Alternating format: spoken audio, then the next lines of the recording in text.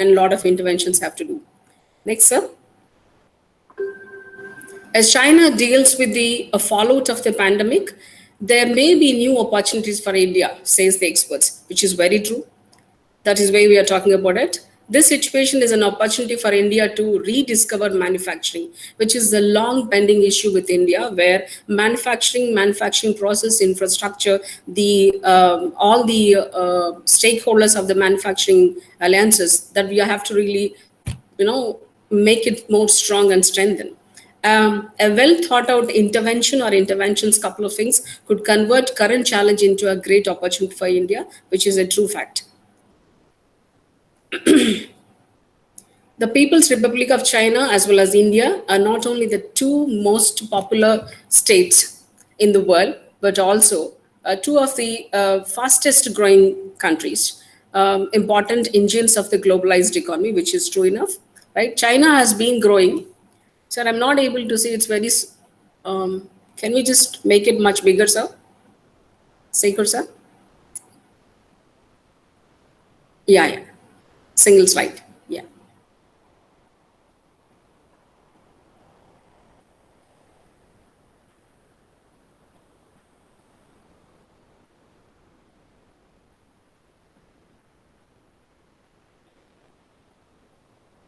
You can make it single slide, sir.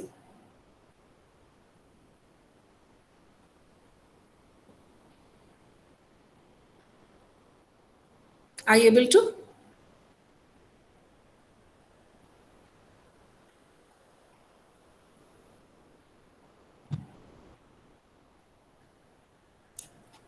You can carry on, ma'am. I think there is some problem. Okay. Should I look at my PPT right from here? Because Yes, yes, ma'am. How do I do it? Yeah. You can start your own thing, ma'am. You started the old one. Okay. I'll do one thing. I'll stop my camera and my video for a minute till you post it, then I can speak on, right? Yes, ma'am. Yes. Okay, done. Please bear with this, sir.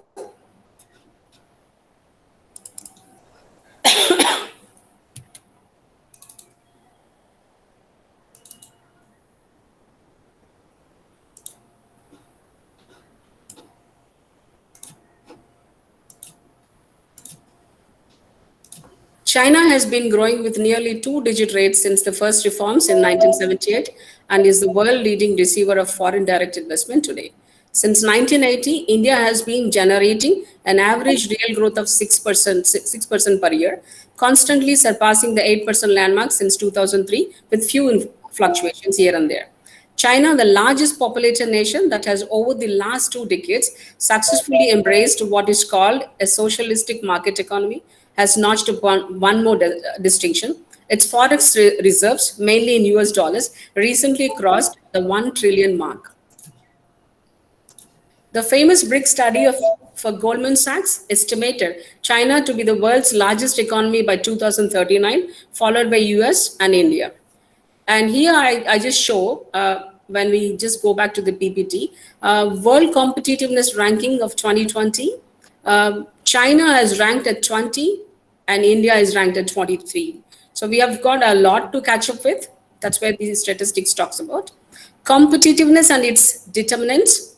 When it comes to competitiveness, the original determinant goes like this. If a country is able to improve the quality of its products and reduce the cost of its production with an enlarged market share and profits compared to its competitors, it's definitely got an advantage. That's the biggest advantage right now. It's showcasing last 15 years, ever since it has really, geared up with all the production with the mass level.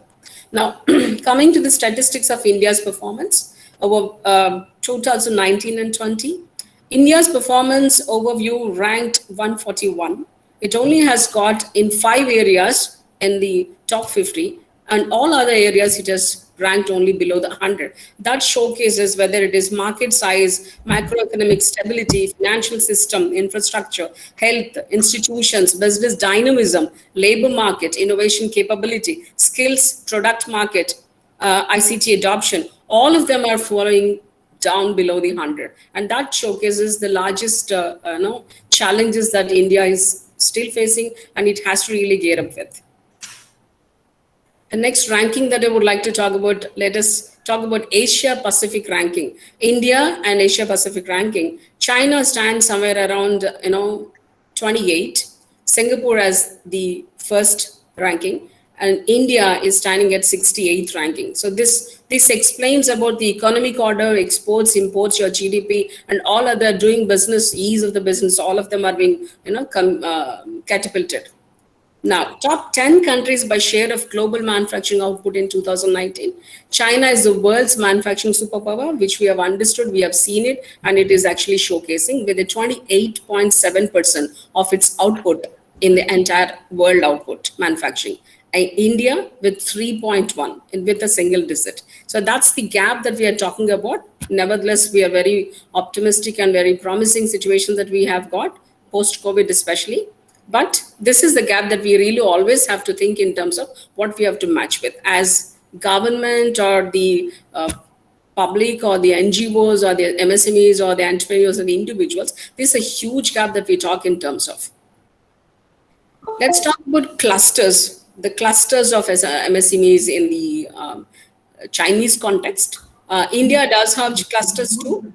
We have got the Italian clusters, Germans do have clusters, Mexicans have got clusters. Everybody has started clusters programming and it has really given a lot of results to them. India also started, but if you look at the Chinese clusters thing, each province that is equal to our state has got more than 2 clusters. That is, in some cluster it has got, in some province it has got 6 clusters. That explains the activity that goes into that particular province. So it goes without saying that how much of activity of exports, manufacturing, raw material, and ancillary units are being concentrated in that area, which is not that kind of ecosystem that we still have in India. Of course, in some parts of Tamil Nadu, in some parts of Gujarat, some parts of Gurgaon, we do have the ancillary units and the clusters, but that's not enough for the benchmark that we really would like to meet up with. That's what is the highlighted point I'm trying to see. When I see the facts, 2 to 6 clusters in each province,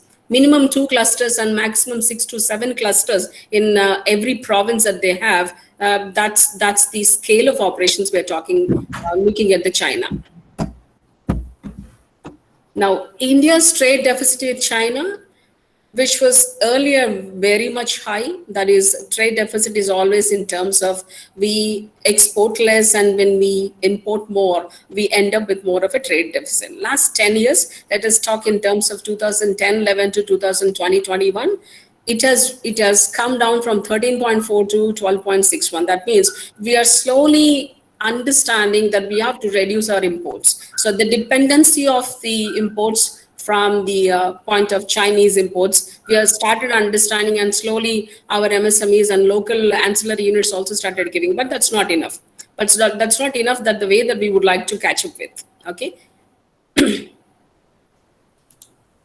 The Chinese-Indian trade relationship is like, Chinese exports to India, electronics and machinery, chemical products, metals, textiles, plastics and rubber, and more other kind of things. We do have the most detailed list that I put in the PPT.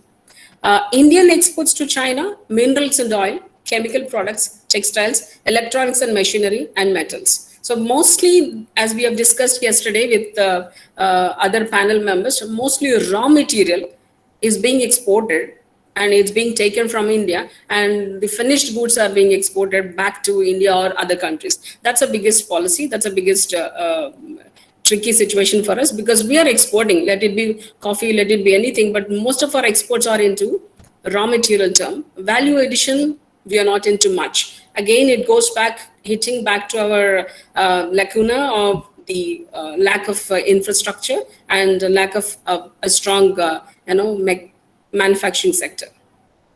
Now, India exports to China. I'm trying to read it out, some of them.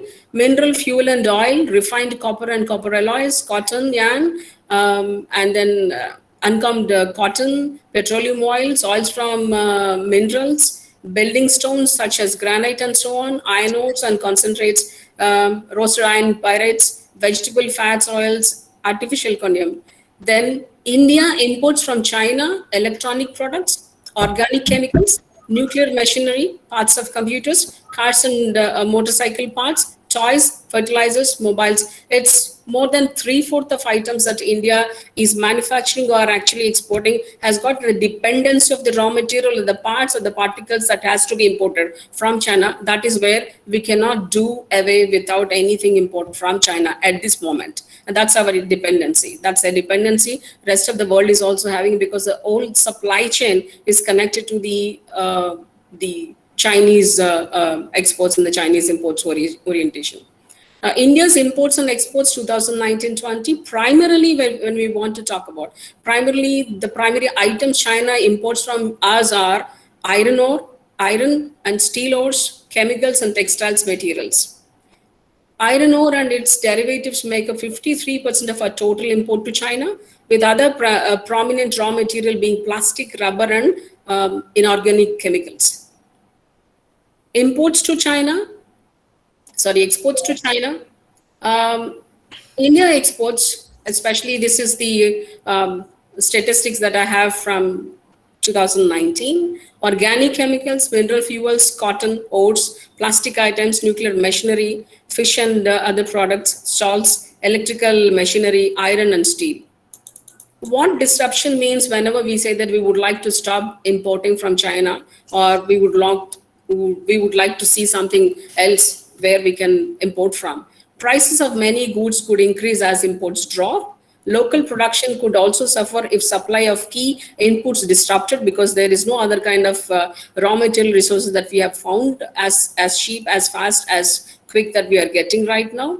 And pharma and electronics are the most vulnerable, because we are able to export more, but we also have got a lot of back-end supply chain connectivity, which will actually get disturbed if at all we think that we can do it. So unless we have the plan of gearing up with these materials to be having most of these strong ancillary units on the production base gearing up in India, we may not be able to do it right away. It may take 3 to 4 years, but now that we are focusing, maybe a lot of interventions from the governments, from the Chamber of Commerce, from the other NGOs and local bodies, it may pick up. That's the idea right now, the scenario of it.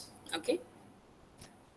Can we do a thing in terms of boycott Chinese products? Will it be possible? No. We have heavy dependence on China. Electronics, 45%. Machinery, capital goods, 32%. Pharma, 65 to 70% that we import. Most of the things that we have to re-originate and redo certain things. Furniture, bedding, etc., 57%. Organic chemicals, 38%. Automotive parts, 35%. And fertilizer, 28%. All of them we cannot do away with right away. We cannot say that we don't want Chinese products or we cannot do business with China. That's the situation. So we have to really look at certain things, that can we really have an ancillary units? Can we really have alternative units there and strong ecosystem to build? So that's where we are opening our eyes that we can really do it. Boycott may raise local prices, because mobile phones, Chinese products make 72% of India's share. Telecom equipment, Chinese share is about 25%.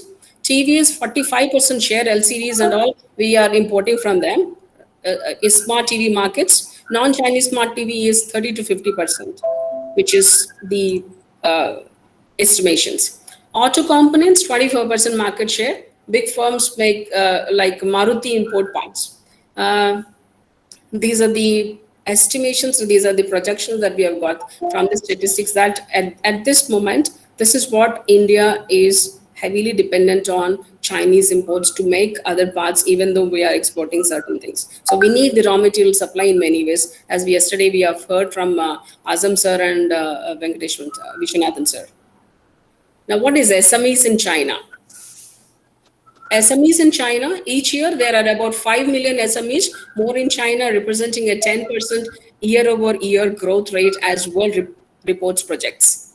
Contributing over 60% to the GDP and accounting for 80% of jobs in China, the number of SMEs in the country is estimated to be over 38 million, which is too much for us to really now estimate and then catch up with. China stands out in its special strategic emphasis, especially on preparing, monitoring, and implementing SME-related policies, which is state-owned. That is where we cannot compete with the government processes that the communist government, the way that they can actually deal and implement and monitor is very, very difficult for India to do at this level. But we have our own challenges, we have our own positive, we have our own challenges to do certain things in India, competing to China. Entrepreneurial culture, education, and coaching of skills. The success of entrepreneurship in China can be compared with the shortcomings of India in terms of social approval. As yesterday we talked about, no, the approval of social approval to be an entrepreneur is not that high, even though the lot of startup culture has started up last 10 years, but still culturally we do have a social strata where you are more appreciated if you are going for more of a higher education or something else, but not as an entrepreneur. So that's a big thing as a social approval. Skill sets, of course, the way it is coaching, in the way it is giving, offering the job related, industry related skill sets exclusively, not the intellectual capitals, not the intellectual education. So that is where the education system also very different, and skill sets coaching is very different. Although we do have some skill coaching centers, but that's not enough for the kind of goal that we have got right now in hand. So government backing and public participation, which is the biggest challenge. Everything is rooted and monitored and participated and funded and backed by the government. In the case of China, of course we do have the government thing, but not at the scale, not at the level of no single-handedly handling everything like the China, which is our challenge too, right? The China witnesses a growth with the rise of private ventures like Tencent, Alibaba, Baidu, and Xiaomi, which went from earning a zero revenue to billions in just a few years. That's a great stories that they had. And last 15 years, you have seen the scales of operation that they have increased. China is producing entrepreneurs higher in number and value than India, which is a true fact that we are all facing, rather, observing. Now, governments, according to McKinsey reports that I've really researched and put some points over here, governments could help small and medium-sized entrepreneurs by focusing on three characteristics: confidence, growth, competitiveness. How do you give the confidence? Increase SME business confidence by supporting ease of doing business and by promoting a culture of entrepreneurship, which is to make more of an ecosystem, to make more of an easy system to build. Again, we do have our own political and other system which has got its own challenges for us. But this is what the most ideal thing to look at. Now, growth. Support the growth of SMEs by facilitating access to local and global markets, providing technical assist that drives innovation. So anything that is where we're talking about MBAs also to talk in terms of design thinking, more of a designs, more of a innovative and the creative products that you think in terms of to match with the technological supports the world is going. Please do bring that to the SMEs. So that is what is making the growth. So a repetitive mass production also is not going to bring us the market share.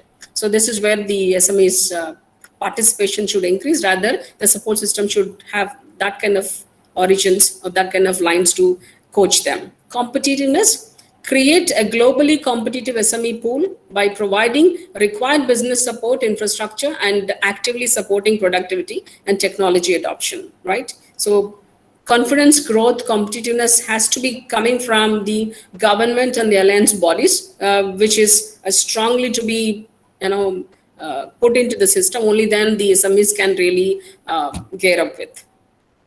Identifying and prioritizing SME sub-segments.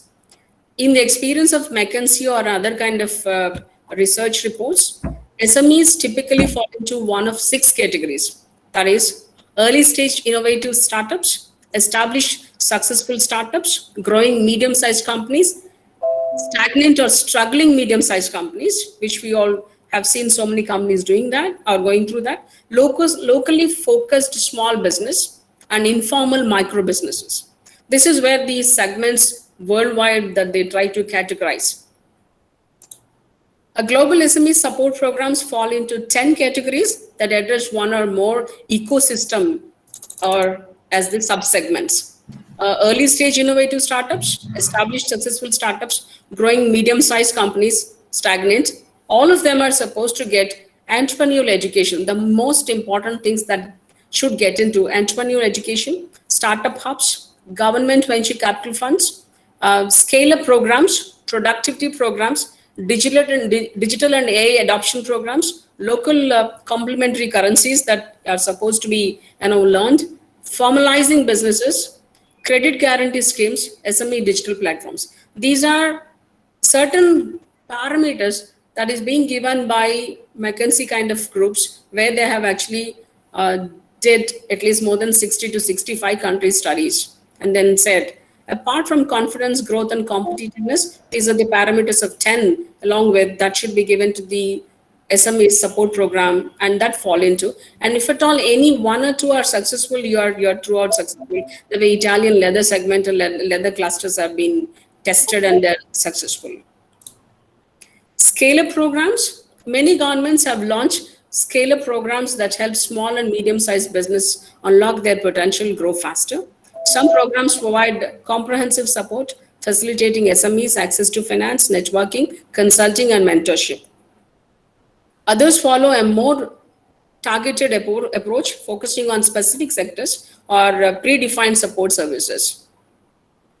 Now, productivity programs, mostly it is more into quality circles, so the quality initiatives, like the Japan has done. What China is now, 50 years ago, Japan was also going through manufacturing the cheap foods, but ever since Edward Deming's intervention in quality circles, then the Kaizen has happened, then the quality circles, then you have seen the total turnaround tables of the productivity and the production on the quality management that has come out of Japan. Now, I think India also can do it, but India also has challenges. But these productivity programs, which are aiming certain things that is being already done by India with the CII and other things that I could see, they have brought some Japanese experts to inculcate more of a quality initiatives. So many such programs rely mostly on, to coming to that, is on lean management principles or the practices, as well as on model factories, facilities with the most efficient operational practices and latest technologies, providing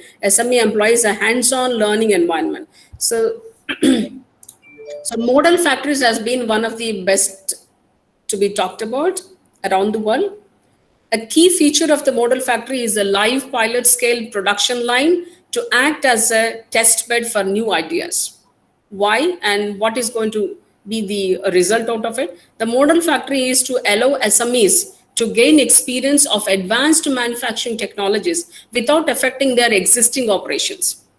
In a sense, they don't have to switch off immediately, but they do have a model factory to learn. So all the SME employees can learn their skills by going to this model factory. So the Singapore, which has got a model factory in 2011 to 13, which has got great results. Turkey has got great results. Mexico has got great results. Italy has got great results. German clusters have got great results. So I would like to quote from the research from the reports, Singapore, Turkey, Mexico, Italy, and German clusters benefited from the model factory concept.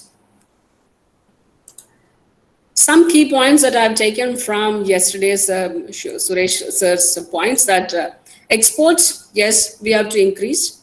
These are the points that we have to ponder upon. Ability to do any product, we have to cultivate, as India is supposed to look at every product that we can do. Can we do it? We have to do it. So we have to cultivate that. Tooling costs, we need to work on it to reduce our costs. The scale of operations, the increasing of the scale of productions, we have to increase the scale of productions, which is the desirable thing. Decision making, many of the decision making of the governments and the other rules and regulations, we don't have control. That is one challenge that Indian entrepreneurs do have, because although we do have enthusiasm and we have got great plans and ideas, but certain rules, certain kind of regulations, we don't have control, or the decision making. Banks and NPA that we have yesterday talked, not applicable to Indian climate, because where it doesn't give straight away like that. Society aspects, Indian cultural aspects are differ. Especially over here, entrepreneurial skills are going to only the skill sets kind of coaching or education. Indian social strata does not fit in the way a Chinese social strata is thinking right away. If you can make $5 a day and your son is going only for a skill set of a mechanic or a fitter, maybe the social strata is not looking at that as a profession. So that really becomes a challenge for us, that how many of the workforce can get into most of the manufacturing process, manufacturing jobs, because most of the Indian strata is looking for more of a intellectual or the more of a higher education. So that's a cultural aspect which has got a challenge for us, where we have difference to see that more of a workforce that we need for the SMEs. That's a challenge I see from the cultural point of view. Hit and run approach to marketing, we may have to learn. So we have to make more entrepreneurs work for more products and more experimental. Okay, that's where we think that we may have to learn. No regrets to quality. It's not desirable, I say. So quality has to be maintained. The cheap goods kind of label China has got, but still it is able to get away with it because it's got volumes of productions, volumes that it's making, varieties of its segments that it is into, and it has made that scales of operation that you cannot actually do away. You cannot really put that aside. Shameless in cheating. Of course, India also has got certain kind of cases of cheating, but to not to that level of cheating. So anyway, for any entrepreneurs, this cheating business, it's not desirable. Let's not get into that to mimic or to talk about when you compare ourselves to China. So no punishment regime, it's not in our control, because that's the state-owned, controlled government legislative rules, regulation that we are talking. India is a very different setup altogether, so we have no control on this. So the points that I've taken to ponder upon are very, very selective, and they make a lot of differences directly, which comparable between China and India. They do have their own roots, and they do have their own challenges, which again goes back to political system, which goes back to your administrative system, which goes back to social strata system, which also goes back to the priorities to become entrepreneur, or priorities to become manufacturer, or priority to become something else. So this is very interconnected, as I'm presenting as a cultural and cross-cultural management expert also. So it's much more deep-rooted. Okay. Will India be the next giant of manufacturing amidst a clear negative sentiment against China? Maybe. We would like to take that as an yes from the world, and we would like to work towards it. India, Thailand, Vietnam are all front runners in this push to diversify the global manufacturing process. Several major companies are looking to India as China's opponent, and which could see India taking on new importance in the worldwide supply chain. That's a very promising thing for us, and we would like to hear that more. But we also have to do a lot of groundwork for that to really happen in India. Geopolitics favoring India, which is the most favorable situation right away, right from 2019 or 18 onwards, ever since Trump has taken over, and even post-Trump and post-COVID. Geopolitics favoring India in a very many other ways. What is it? US supporting the creation of a so-called economic prosperity network that, while conspicuously omitting China, could reorder entire supply chains in Australia, New Zealand, Japan, Vietnam, South Korea, and India. And that's where India is getting benefit of it, right, at the situation. Southeast Asia, India, and parts of Latin America will gain, but who picks which country, who pick which spot is going to depend on the nature of trade agreements already in place between the individual countries and their export markets. Global firms look to shift from China to India. Global manufacturers have initiated talks with Indian firms to explore the possibility of shifting a part of their supply chains from China as they seek to diversify their operations following the COVID-19 outbreak, which is a good thing, and we all have really been very happy to do that, listen to it. First of the lot are companies interested in sourcing automobile components, which we are strong enough at right moment, apart from the software, and electronic products from India, according to the industry executives. OEMs, original equipment market makers, some of them migrate to countries like India, Vietnam, and others. And now, slowly, we will get into the topic where Vietnam is actually picking. Japan earmarked $2.2 billion to help its companies. Sorry? You can continue, ma'am, please. Okay, sorry. Japan earmarked $2.2 billion to help its companies shift production out of China following the coronavirus pandemic. which is a good news. India received requests for supply from India, according to Electronic Industries Association of India. If we play our cards right, we could double our exports of electronic products, which is the most exportable products that we have seen last 10 years of growth. In 3 years' time, we really can make a bigger exports. India exports electronic products worth $9 billion each year, which its domestic market is estimated at $120 billion. What India must do to seize the moment at this moment, this is what our interesting point. We don't see much interest coming from Europe, but definitely from the US. There is a shift since the beginning of the year. Japanese and South Korean firms are also interested in developing supply chains from the country called India, right? Where they're approaching, and we have got a lot of basis of people coming and shifting from China to India. That's good news. Among global firms that have shown interest in India are US-based makers of medical electronics products, Teledyne and Amphenol, and medical equipment makers such as Johnson & Johnson. Most auto firms import parts like fuel injection systems for the latest engines and other electronic parts from China. Production-linked incentive scheme, PLI, for large-scale electronic manufacturing and also extended to other sectors like including pharma, auto, textiles, and food processing is the most interesting attracting point right now where India can attract more. So far, India has lagged behind countries. This is the most important thing as part of my research also. I'm writing certain papers on it. So far, India has lagged behind countries such as Vietnam, Cambodia, Myanmar, Bangladesh, and Thailand in enticing these companies to set up plants in the country. So Nike, Adidas, other kind of garments, many more other companies have already been established there in Indonesia and Vietnam and Cambodia, Myanmar and Bangladesh, Thailand, but not to India. We do have our own challenges. That last 10 years, we have not able to entice them to come to India. But maybe let us see that if we do the homework the way we want, we are supposed to, maybe we will actually get that kind of support. Vietnam snatching the opportunities. I do have the experience of visiting Vietnam, and then I have seen a great progress happening. Coming 10 years, Vietnam is going to do a great shift. And I see a lot of investment, a lot of real discipline, and it is going to make the table turns for the country in such a way because a lot of investment, a lot of progress, a lot of manufacturing industries are also going to Vietnam. For the reason, the same thing again, workforce is okay with whether they go to factory or anything, whether they could make some money, it's fine. So that the social strata is almost like Taiwan and Thai and then China, the way that they don't have the higher aspects to make something else. So that's a cultural part of it. But I see Vietnam is the most strongest economy which is growing in these Asia Pacific. Vietnam is one of the largest exporters of smartphones after China, which has to be noted from our point of view. Samsung makes nearly 50% of its phones from Vietnam, that is in Vietnam. Samsung also has got one unit in Brazil and Indonesia too.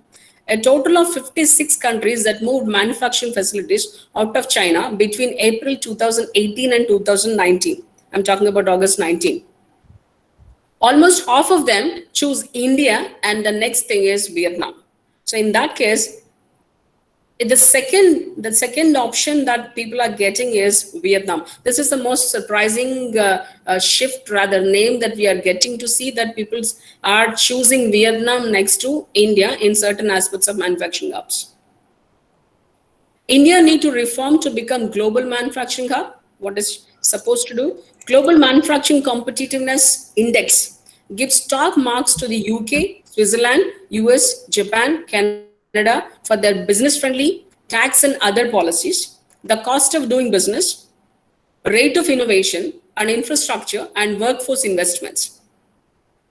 The other side of it is less favorably ranked were countries like Brazil, Indonesia, Mexico, Russia, and India, which we don't like to hear about it, but that's a fact.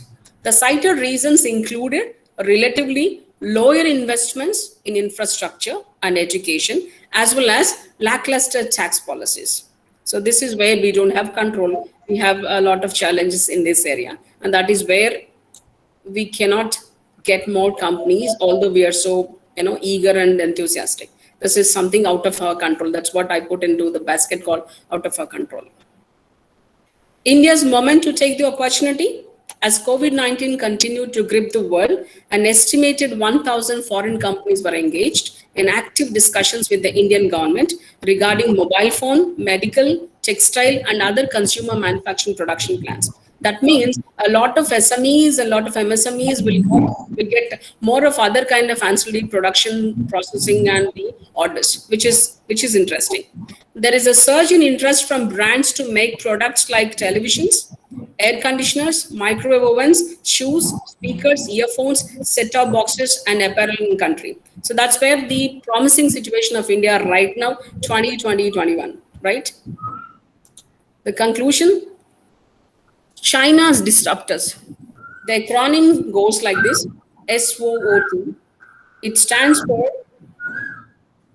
scale, openness, official support, and technology that work together in the Chinese economy. So I go again by this. What is it? Scale of operations, which we may not be able to match it right away. We are lacking because our manufacturing structure, infrastructure is supposed to be increased multifold, if I have to say. Openness to any product, anything that they want to do, that's also not there with India because we do have our own limitations. Official support, this is the biggest block where we don't have control, and we really have to work with the entire system of your administrative support and the government support. And the technology, technology, although we do have some kind of expertise, but the way we want to match with China, we are not able to. That's the reason. So the SOOT called scale, openness, official support, and technology that work together in the Chinese economy is something that we really have to look at. We really have to look at, and we may not imitate right away unless we have got so many things in our control, which is not in our country. That's a big, I have to repeat that we don't have control on certain things in India, which we have to do. We may not do, but we are aiming for certain things. Very optimistic, but still I'm talking about the challenges too. The sheer size of China's digital economy is not just a consequence of the number of consumers and investors, but also government support. Anyone who visits country like China, they come back and say that the massive level of production. This I'm talking about right from 2007. I've seen people of some of the exporters, those who have made visits, said that what I went 10 years back of China and today's China is so different. I'm talking about 2007 onwards. So people said that 2008 onwards, there's a great shift, a lot of huge investments, a lot of huge roads and constructions, massive construction, that China has shifted its presence, and in a way that the way it's presenting to the world is something very different. So India, last 10 years, we do have our own challenges. Rather, we are occupied with so much of internal, issues. So the government support keep coming as one of the biggest point whenever we talk about to compete with China. That's what I would like to highlight over here. Even though China has impoverished regions, of course, it also has got poverty, and it also has got certain impoverished regions and the provinces which are not good enough. But the poverty there is not as extreme as it is in India, which we have to note it, right? Unlike in India, even the relatively poorer Chinese areas have some basic characteristics of a formal economy where we cannot say that it is much below the poverty line. This is where the most important points, if at all we have got an administrative bodies that we present this kind of things. So this is where we are actually fighting. This is where we are actually trying to compete. However, as more and more Indians get inducted formally into the ecosystem of your entrepreneurial ecosystem, the number of entrepreneurs produced in India can match to those in China. India is one of the new beachheads that companies are looking for in the wake of labor market shakeups, global pandemics, and the threat of never-ending trade disputes. India has got a very promising situation right now, although we have got many other challenges. Thank you. In Chinese, it's Xie Xie. Thank you very much.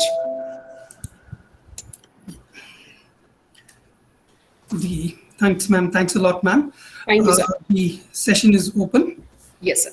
The forum is open. Please go ahead and ask the questions. Good evening, madam. This is Good evening, Narayan sir. Prasanna. Yes, sir. It was a wonderful presentation on Chinese business model as well compared to Indian business model. Were you able to see the presentation, sir? visually? No, no. Now it is not presented. Okay. Oh, then, yeah, okay. Yes, sir. Tell me, sir. Yeah. Now the challenge is the cost. Yeah.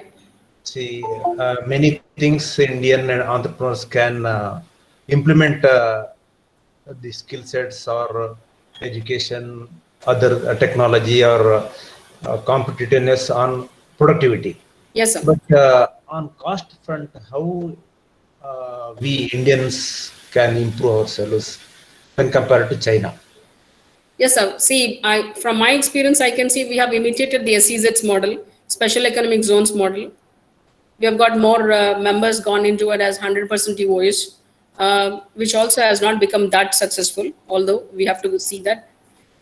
What I see is cost-wise, resources, raw materials, we all are struggle by the way that we are individuals. Let us say that if I'm becoming an entrepreneur, I struggle for my raw material.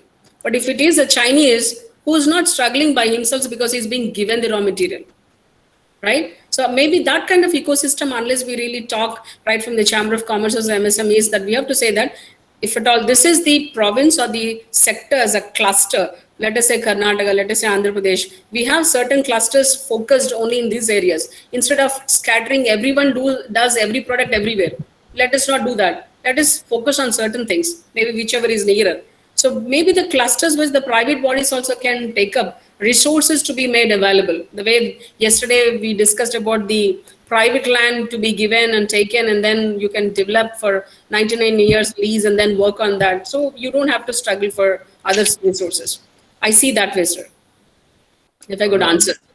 Can I Because add to this? all of us do struggle at an individual level, whether it is raw material, whether it is permissions, whether it is documentation. Yeah. Srilata, can I add to this, please? Yes, please. Yeah, Mr. Narayana, when you talk of cost, especially as I said yesterday, and I've been repeating for all the members, if I'm producing perfumes, for example, and if my raw material cost of the alcohol which I'm sourcing, let's say I'm in Dubai and I'm sourcing it from Saudi Arabia, Sabic, and alcohol is becoming costly from Sabic, the minute I know that, I will immediately know that next available supplier is waiting to supply to me at a lower cost is, say, India. I go to him and I buy. What happens with that alcohol is nobody in the consumer domain knows that the alcohol in my bottle is coming from India or Saudi Arabia. Now, this is an ingredients part, raw material, which has got no brand. Similarly, if you're talking of an engineering item, let's say you are fitting a nut and bolt and you are manufacturing it and you are supplying it to, say, Toyota Motors. Yep. Now, if Toyota Motors has a problem with your supply and say now your parts are costly, what will you do? You cannot reduce your cost immediately. But True. if you are smart, if you know that there is another vendor who is not applied to Toyota as an approved vendor, and he Yep. can produce that goods cheaper, you go immediately to him and get it done and supply to Toyota. Now, this is the method by which we have to be smart to find out plan A, plan B, plan C suppliers and be ready to supply the world. We cannot depend on our resources. Yesterday, I told you we should go to our competitors, ask him for his shift, take his shift and start working, or go to somebody new, or go to another country. Like, for example, today, Sri Lalita mentioned about the competitiveness of Vietnam, Thailand, Indonesia. All are waiting in line to take business from China. Exactly. And all of them are offering similar culture and other attitude of the employees. They're selling the attitude of employees to market to. Yes. We are always harping on cost. We can give you better cost, but we can't. We cannot compete on attitude, so we are competing on other parameters. So basically, plan B is to source, be ready with alternative sourcing. Let's say you have got a secretive product which only your company is making, and nobody in the world knows how it's secretive it is, then it's very difficult to get an alternate source. Yep. Yeah, Mr. B.S. Srinivasan, please go ahead with your question. Yeah, good afternoon, ma'am. An excellent presentation on the China's achievement in the last 40 years. Thank you, Good sir. learning session today. And my question is, madam, the very fact that they have induced the Wuhan virus into the whole world, they have put our Indian economy 5 years back, and same with the US.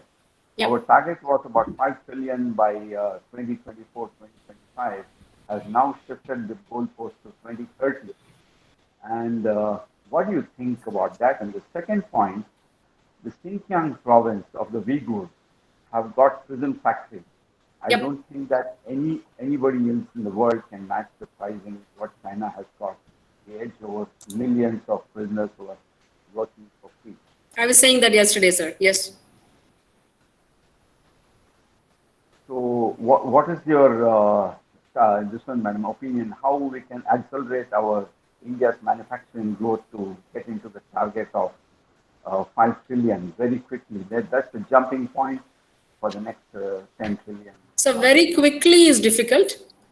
Coming 5 years is a challenge for India. First of all, to come out of the losses that we went through this COVID. And second of all, to really focus the way that we want to march towards beating, or really focus the way that we want to do the manufacturing. So 5 years is the down the line that we really have to work hard, right? So because our challenges are not one. Yeah, China doesn't. Let us talk about the geopolitical situations also. China doesn't have the way that we are struggling with our border crisis. China doesn't have the way that it has to spend money on production and wars that attacks that it is going through, terrorists and all. So China is also, in many ways, it is a most controlled situation wherever it has got the more power to throw, which India doesn't have right now, because India is always on the defense mechanism. So a lot of our resources are actually, is distributed into many things. So, but in terms of manufacturing, in terms of SMEs, we do have our potential to, gear up to that one, because I would say personally, at what I have seen, most of the MSMEs and other countries that say, most of them do have respect for certain Indian products which come, I would say, because they're not fake, they're not cheap products, they're not actually imitated. So we do have our own, core way of doing business and core way of, producing things. So that way we have got certain kind of goodwill. Although we are not having Make India as a great product name or the label, but still we do have a very reasonably good image over. So that we have to mark upon. But it's not immediate, sir. It is not immediate that I see. I'm not an economist, but as an MBA student, faculty and the international business thing, we really have to struggle for coming 5 years at least. The way the policymakers are supposed to focus. In spite of changing governments, in spite of changing political scenarios, whatever they put into place that should continue for coming 5 years, then we see the results in the entire SMEs and MSMEs and the entire ecosystem to really, gear up the way we want it. That's what I would like to say, if I could answer yours. Thanks a lot for the insight. Yes, sir. Girish Gumaste, please go ahead. Good evening, madam. I am Girish Gumaste. Yes, sir.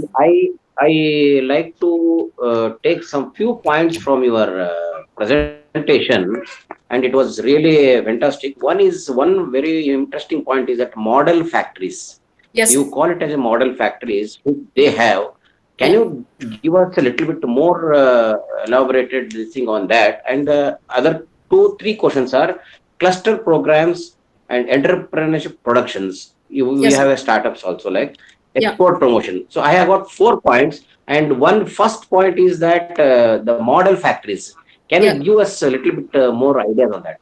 So countries like Singapore, Turkey, and Germany, all of them have actually come with innovation and the very technologically advanced machinery to be made into one built of a model factory. It's like a prototype. It's like a simulation. It's like a simulation thing, right? So your cluster can have a hands-on experience going into the kind of simulation body.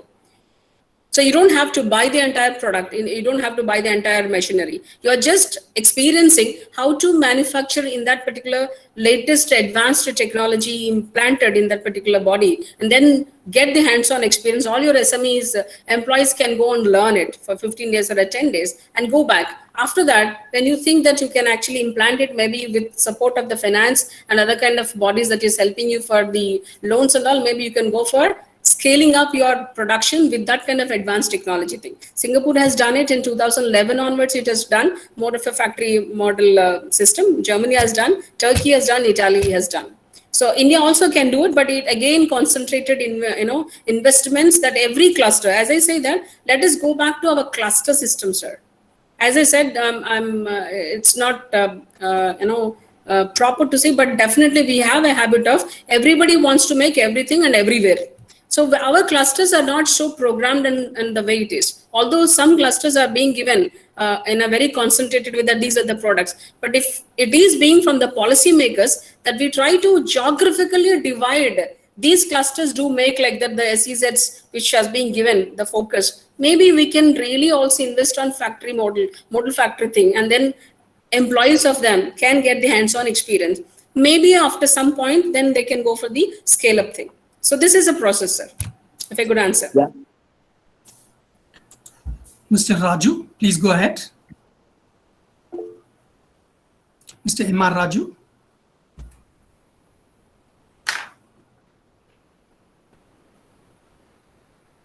So this presentation, you can send it to all the mails or all the participants. Sure. Very sorry that is not visible. I would have really put a lot many statistics also into it. So maybe they will enjoy looking at the facts and figures that I put into it. Please do share it with all the participants, sir. Shekhar, Sure. sir. Madam, regarding export promotion, I have asked the last question. Yes, Actually, the export promotion in India, we have, since EPC and whatever the export promotion councils are doing, Yes, it is sir. only when we started exporting, then only they come into picture and they do all those things.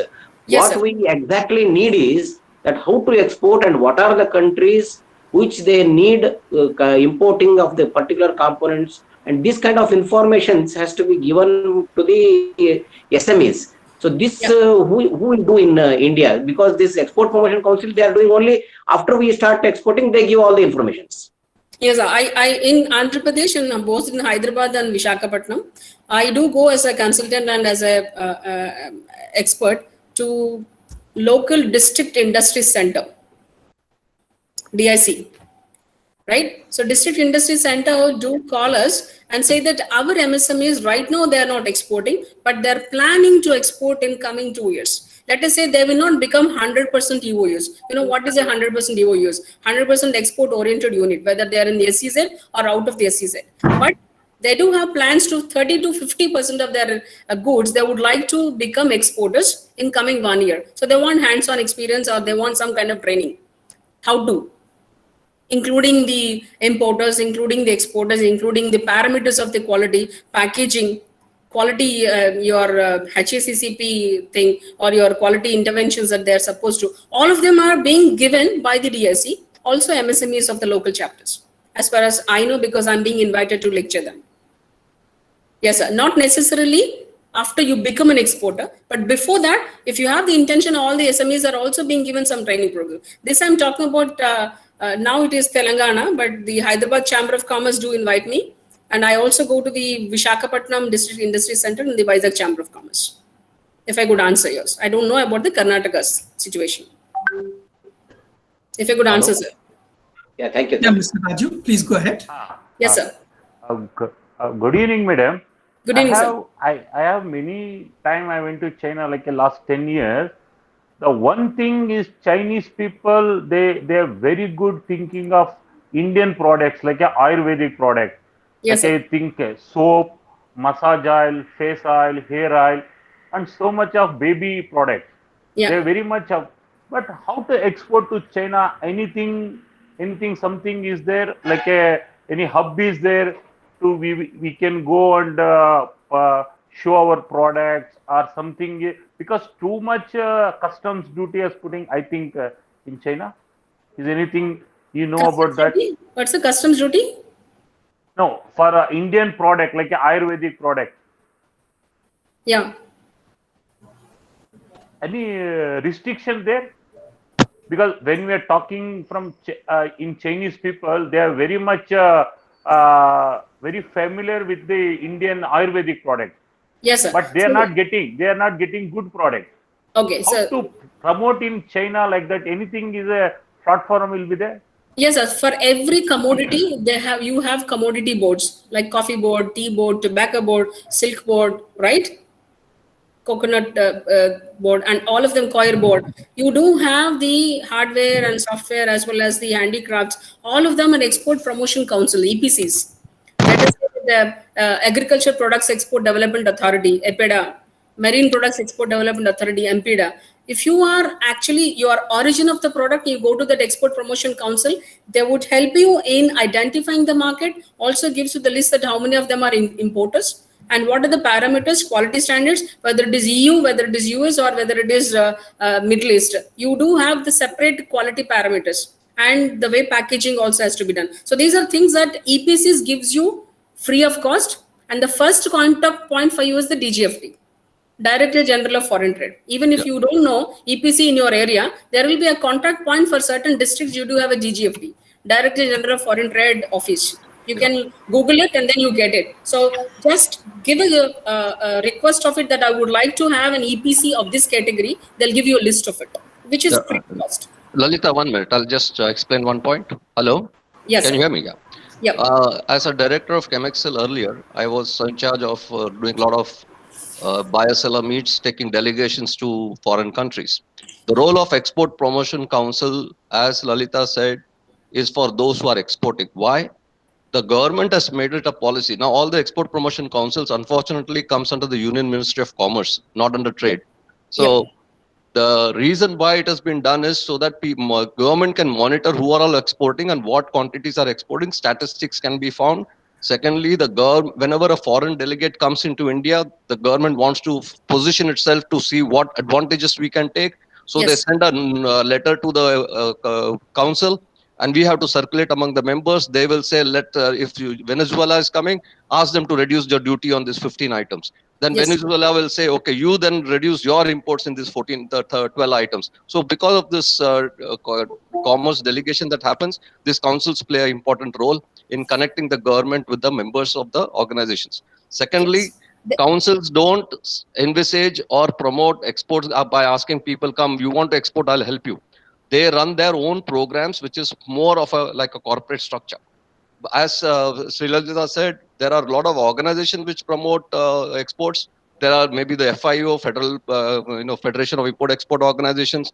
Then there is the Chamber of Commerce. Then there are a lot of other bodies and colleges which does this export-import courses. It is through these and the entrepreneurship, sometimes the trial and error, they get to do the exports. So there is no regiment. There's an Indian Institute of Foreign Trade where you can go and get help. So there is when I wanted actual data for any item that is imported in any country, you won't believe they sell the data at 1 rupee per record. It is available at the World Trade Institute or World Trade Organization, the World Trade Center. So you can get very authentic data now from some councils itself, all the worldwide embassies. Please, I'm telling you, in my career experience of international export for almost 30 years, I know all the Indian embassies, ambassadors. At least I used to know the names of 150 countries because I used to be dealing with more than 92 countries at a point in time. So all the Indian embassy ambassadors do help. They give some sort of a feedback as to who are the importers. It's a standard thing. Nowadays, by email, it is much faster. If you write to any Indian embassy abroad, they'll tell you what is required there. At least you'll get some idea what's happening. So basically, be connected to all the bodies that are exporting, connected like all the Chamber of Commerce. Help is plenty. You only need to ask. Today, you only need to ask. You go to the internet, get the information, then validate that information. That's all. Yes, sir. To supplement Raju, sir, there is something called country of origin. Basing on the country of origin, also you have some kind of incentives worldwide. There is something called generalized system of preference or the generalized system of trade preference. These are even MSMEs, we can get a lot of benefit out of these treaties that you have between developed and developing and developing nations. So your country of origin also really makes a lot of benefit. If it is coming from India, it is an Ayurvedic, let us say Ashwagandha, which is taken. Let us say. And Ashwagandha falling into certain things. Shatavari as an Ayurvedic product falling into certain category.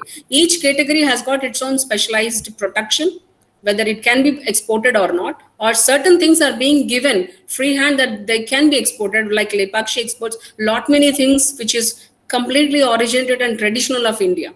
So what I'm trying to say is, if you talk to these export promotion councils of your product, you Google it, and then you talk to them, you even drop a mail. Even if you don't talk to a EPC, a DGFT can give you a certain kind of guidelines and you will have a plenty of information. And if you think that you want, you also can talk to me, or you can also give me a mail, maybe I can guide through. Yeah, sure, madam, sure. Thank you. Yeah. Thank you. Yes, sir. Thank you. Mr. Balarama Krishna Varanasi, please. You have raised your hand. Go ahead. Yes, thank you. Can I turn on the video as well? Yes, sir. Go ahead. Okay. Hello, madam. Thank you for inviting. Yes, sir. And I would like to, is the audience, all of them are international business HODs, faculty like that? They're all business owners. They're all business owners. Business owners. Okay, I got that. Madam, like you mentioned about Turkey having a model factory, right? As I mentioned to you, the Academy for Global Business Advancement, it is conducting an event in Turkey in August. Okay. Okay, it is a 10-day from August 1st to August 10th, like the delegation. Okay. And actually, the bottleneck I see as I'm a globalization consultant of US Global Business Forum. Bottleneck I see, we are primarily, USGBF makes a primary comparison between the way China organizes trade shows and expos in America. Okay, Kevin Cowell's primary interest is from 86 he has monitored. Okay, how the Chinese trade show expos in America has increased compared to India. Okay, we are not doing anything significant. For example, we have ministry, MIC Innovation Council like that. They are organizing a course on like innovation and venture fund liaising. Our MBA in international business. Maybe you know all the details. So what's the question, sir? What's the question? Yeah. My question is, madam, among the colleges, there is a gap. Like a government is not. Say we both of us are like Z consultants, right? This Z awareness among the MSMEs, if it were to be gotten there, from startups, we need to to visualize the MSMEs. They are like 65 millions all over. Sir, we'll take this. I would like to say, sir, MSME is getting into zero effect, zero defect as a proper mechanism to be implemented, which has got many more quality initiatives, like your Kaizen and TQM processes. I see that it is a policymaker's failure not to make it into going down to all the MSMEs. It's not just training the Z master trainers. It has to go through that every product. So it's again, we do have our own challenges of our system and administration. I see that personally. If I could answer yours. Mr. Sandeep Parvatikar, please go ahead. Yeah, thank you, madam. My question Yes, is, madam, you can take, or Suresh sir, you can take it. No problems, Chapin. One is, see, we 3 or 4 same item manufacturers, same size company, merge together, make a one company. Say about we are top line is about 10 crores, 4 companies. If we join together, we definitely can make a 50 crores, 60 crores turnover. Yes. And at the same time, see, instead of 4 HR managers, we can manage with 1 HR, 6 or 8 commercial assistant. Instead of that, we can make 2 or 3 commercial assistant. Yes. 6 8 marketing manager can be managed with 2 or 3 marketing managers. Like that, if you merge like that, make one company, it will be help to compete at least to some extent with China. What is your opinion on this? That's a good thing, sir. A bigger private body can think of having all the, let us say 10 people in the same area making the same kind of manufacturing units and similar, but they're like 10 lakhs or 10 crores or 20 crores or 30 crores. Let us see the bigger body can actually join them and say that everybody will have their own sovereignty. We are not losing their ownership, but they can be under the same hub and somebody will actually monitor, like a body which monitors, like your startup hub. Or the ecosystem, what you said, we are all actually thriving to see that should happen in India. I really watch for it. If at all Suresh sir has got something to say about it, I really like it, and actually it should happen like that if we can make it. Yes, sir. Yeah, thank you, madam. Suresh sir, anything you want to add? Okay, we'll take a question from Mr. Ram Prakash Holla, please. Yep. Hello. Yes, sir. Yeah, good evening. It was a nice presentation. Thank you, sir. So we are basically an exporter of engineering components, precision components. We've been exporting to Italy, US, Canada, and all these countries, at least about 4 containers every month. So what we see is that a small company like ours, we are seeing many components being shifted to us from European and US companies from China. They typically say that these are all components which are being shifted in the last 2-3 years to an Indian company. And whatsoever may be the reasons, what we found customers saying is that they will get about 4% import duty saving when they buy from India over China. And and of course we for us in India for exporting we get about say 2% to 3% on MEIS and something on drawback and things like that. Duty drawback. All put together it comes to about say 6-7% of benefit to the customer over over our counterparts in China. Yes. But we also understand at the same time that Chinese government gives a lot of incentives to the exporters. Yes. So does that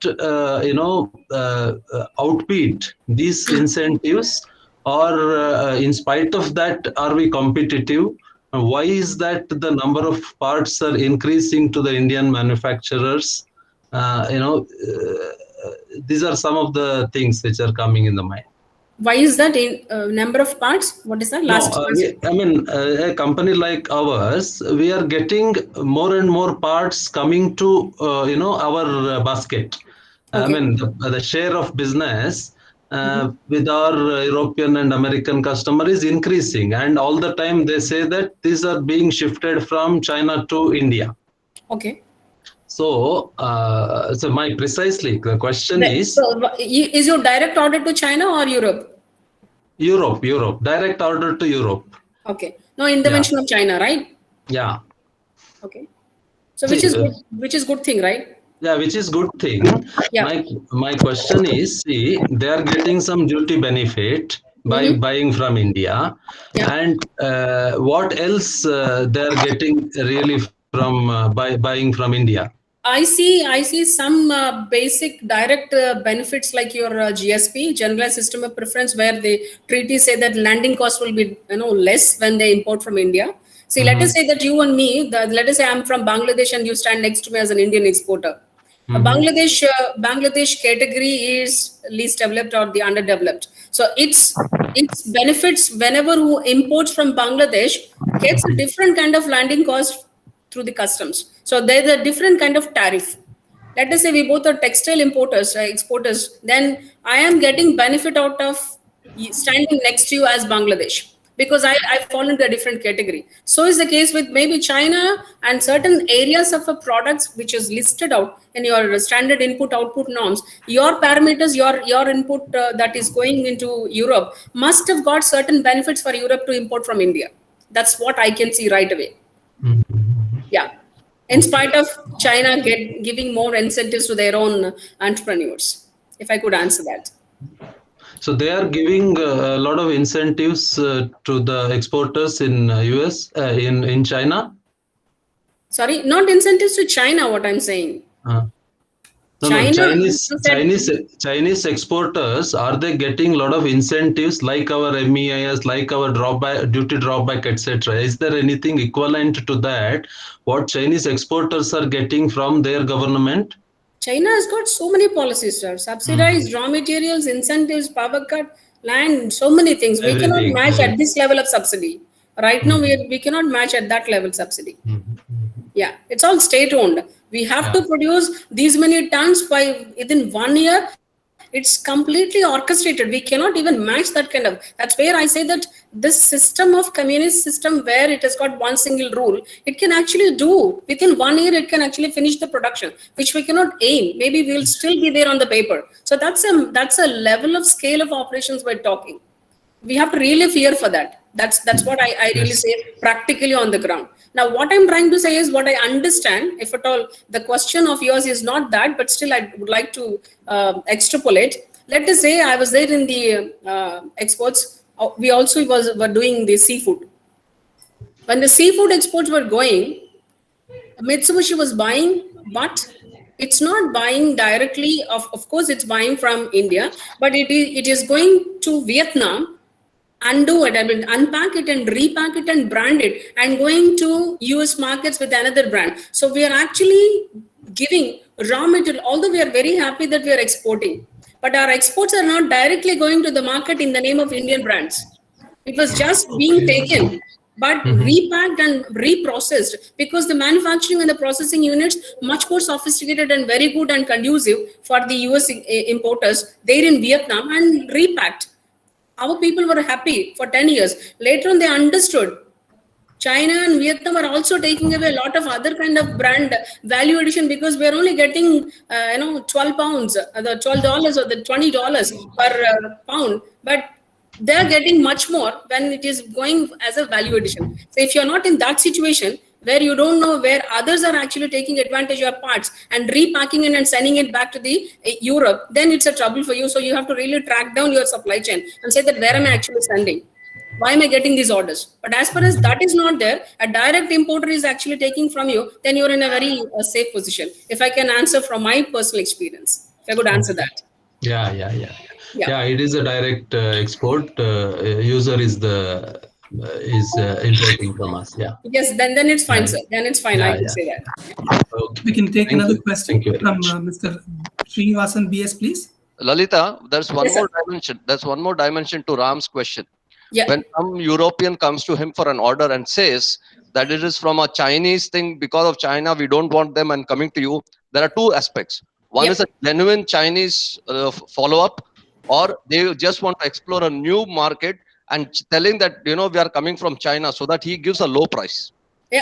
He may That's be possible. first timer into India. By Yeah. saying China, he's already precluding Ram to quote a higher price. Yep, So Ram's homework will be to find out what the Chinese prices are, Yep. and if his prices are lower than the Chinese prices, are already at advantage. Very so what good. I'm saying is, I have often felt this because they open the topic saying that you have to compete with China. The prices are this. These are the target prices. But Correct. They generally do say to Europe also. end Yeah, as you users said. are very genuine. End users have been very genuine, and Correct. they're the real buyers only. correct. Yeah, But you yeah. need, Then They it's are fine. using it as a negotiation tool. Yeah. but We Ram, still you have to need, do our homework, sir. No, I but- say as an exports executive, we But- still have to do our homework. but Ram, you need to keep a plan A and plan B. Do your Yeah. own, and also keep another supplier, so that in case something is cheaper, you can supply that also to beat Yeah. the price. Yeah. Yes, sir. Thank you. Thank you very much. Thank you, sir. Can we have one more question? Anybody? Madam, does Hello. India and Vietnam have a free trade agreement?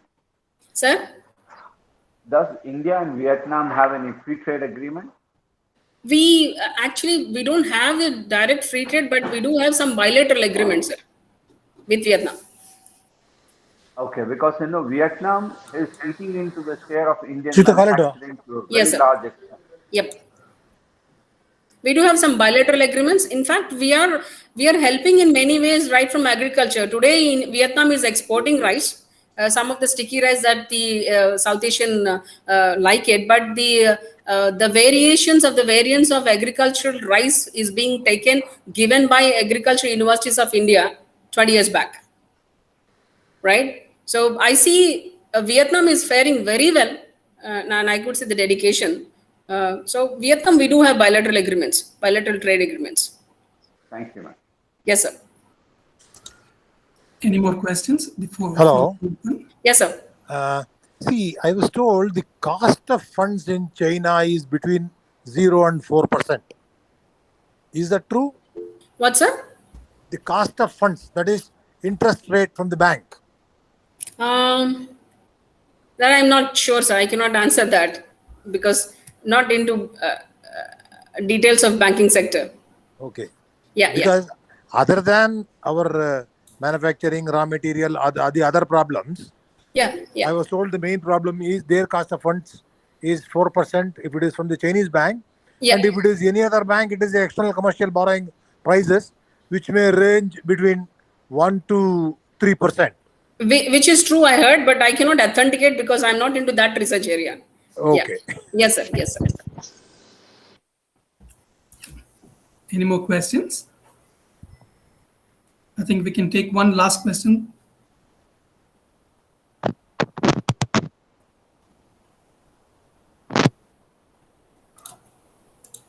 Shekhar sir, you can share the PPT to all of them. Sure, I'll do it now. Yes. Can we take one last question before we close? Yeah, Shekhar, Praveen here from Suntech Pro Engineering. Praveen, please stick to your question. Yeah, madam, my request to you is what about the situation of the micro and the small industry compared to the giant micro and small industry of India compared to the giant industries in China? Survival. Survive. Yeah, survival factor. So what do you see the scenario of the tiny micro industries of India Yeah. the Chinese industries? What do you see? Is a survival path or a prosperity path? It is a survival at this point. Let us be very practical about it, sir. Yeah, it is very survival factor right now, because see, if you are producing something which everybody else also doing, and you say that I'm there in the business for the last 10 years, unless your design is special, unless your technique is special, unless your total orientation is special, maybe surviving is difficult, because the giants and the other technology driven products are going to sweep the whole thing. Already it is doing. So maybe you have to join hands with other medium scale people to do the same thing. Not necessarily that you have to do all the time, but maybe you can join the hands the way that Sandeep sir saying that all of us can come under the hub and then we can survive. The survival is not mere survival. We can do even experiments with what production can be done. But if you're individually doing and you want to face the giants, I think that will be a more suffocating.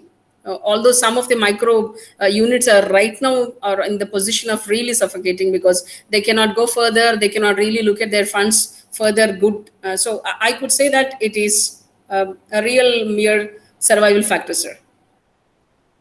Thank you. Yes, sir, if I could answer. Yeah. Thanks a lot, madam, for the very Thank you, sir. exhaustive session. We Thank you. sincerely appreciate you for so readily accepting to our invitation and addressing our members today. I'm sure all our members will have benefited hugely by your comprehensive insights. On behalf of Laghu Udyog Bharati, once again, I thank you a lot, madam. I would like to inform the participants that tomorrow we have a very, very important session on the topic, Business Uncertainties, Marketing Avenues for MSMEs. This session will be addressed by Dr. R. Chandran, who is a global marketing strategist. Thank you very much. I formally close the session. Thank you, sir. Thank you very much. Thank you. Thank you very much. Thank you very much.